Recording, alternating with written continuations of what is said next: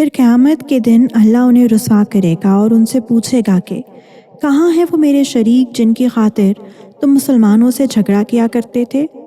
جن لوگوں کو علم عطا ہوا ہے وہ اس دن کہیں گے کہ بڑی رسوائی اور بدحالی مسلط ہے آج ان کافروں پر جن کی روحیں فرشتوں نے اس حالت میں قبض کیں جب انہوں نے اپنی جانوں پر کفر کی وجہ سے ظلم کر رکھا تھا۔ اس موقع پر کافر لوگ بڑی فرما برداری کر کے بولیں گے کہ ہم تو کوئی برا کام نہیں کرتے تھے۔ ان سے کہا جائے گا کہ کیسے نہیں کرتے تھے؟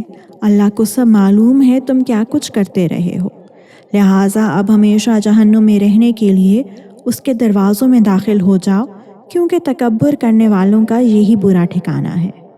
اور دوسری طرف متقی لوگوں سے پوچھا گیا کہ تمہارے پروردگار نے کیا چیز نازل کی ہے؟ تو انہوں نے کہا خیر ہی خیر اتاری ہے۔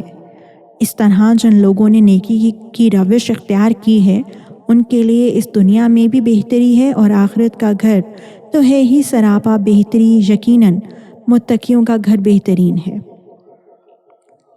ہمیشہ ہمیشہ بسنے کے لیے وہ باغات جن میں وہ داخل ہوں گے، جن کے نیچے سے نہریں بہتی ہوں گی، اور وہاں جو کچھ وہ چاہیں گے انہیں ملے گا۔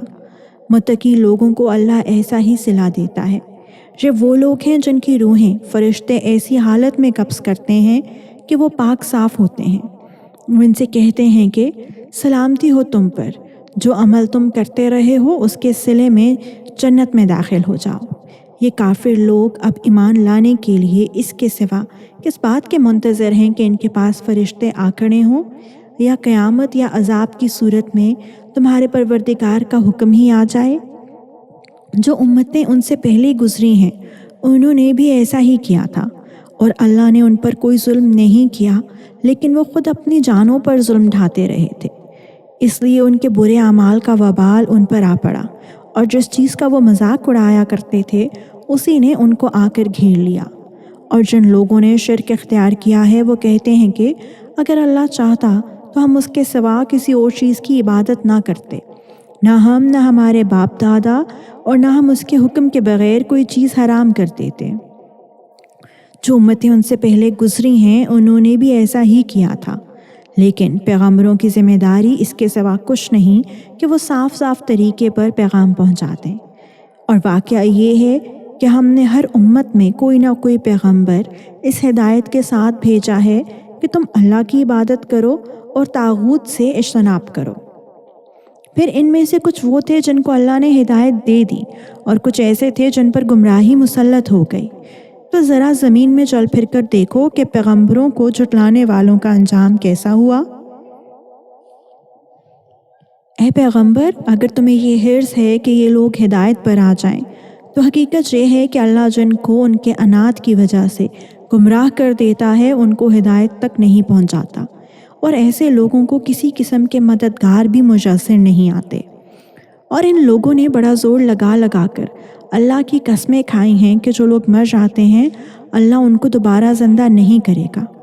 بھلا کیوں نہیں کرے گا؟ یہ تو ایک وعدہ ہے جسے سچا کرنے کی ذمہ داری اللہ نے لے رکھی ہے، لیکن اکثر لوگ جانتے نہیں ہیں۔ دوبارہ زندہ کرنے کا یہ وعدہ اللہ نے اس لیے کیا ہے تاکہ وہ لوگوں کے سامنے ان باتوں کو اچھی طرح واضح کرتے جن میں وہ اختلاف کر رہے ہیں، اور تاکہ کافر لوگ جان لیں کہ وہ جھوٹے تھے۔ اور جب ہم کسی چیز کو پیدا کرنے کا ارادہ کرتے ہیں تو ہماری طرف سے صرف اتنی بات ہوتی ہے کہ ہم اسے کہتے ہیں ہو جا، بس وہ ہو جاتی ہے۔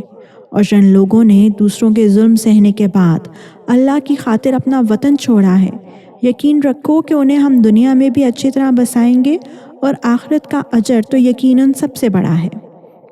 کاش کہ یہ لوگ جان لیتے۔ یہ وہ لوگ ہیں جنہوں نے صبر سے کام لیا ہے اور جو اپنے پروردگار پر بھروسہ رکھتے ہیں۔ اور اے پیغمبر، ہم نے تم سے پہلے بھی کسی اور کو نہیں، مردوں ہی کو پیغمبر بنا کر بھیجا تھا جن پر ہم وحی نازل کرتے تھے۔ اے منکرو، اب اگر تمہیں اس بات کا علم نہیں ہے تو جو علم والے ہیں ان سے پوچھ لو۔ ان پیغمبروں کو روشن دلائل اور آسمانی کتابیں دے کر بھیجا گیا تھا۔ اور اے پیغمبر، ہم نے تم پر بھی یہ قرآن اس لیے نازل کیا ہے تاکہ تم لوگوں کے سامنے ان باتوں کی واضح تشریح کر دو جو ان کے لیے اتاری گئی ہیں، اور تاکہ وہ غور و فکر سے کام لیں۔ تو کیا وہ لوگ جو برے برے منصوبے بنا رہے ہیں اس بات سے بالکل بے خوف ہو گئے ہیں کہ اللہ انہیں زمین میں دھنسا دے یا ان پر عذاب ایسی جگہ سے آ پڑے کہ انہیں احساس تک نہ ہو، یا انہیں چلتے پھرتے ہی اپنی پکڑ میں لے لے کیونکہ وہ اسے عاجز نہیں کر سکتے، یا انہیں اس طرح گرفت میں لے کہ وہ دھیرے دھیرے گھٹتے چلے جائیں، کیونکہ تمہارا پروردگار بڑا شفیق نہایت مہربان ہے۔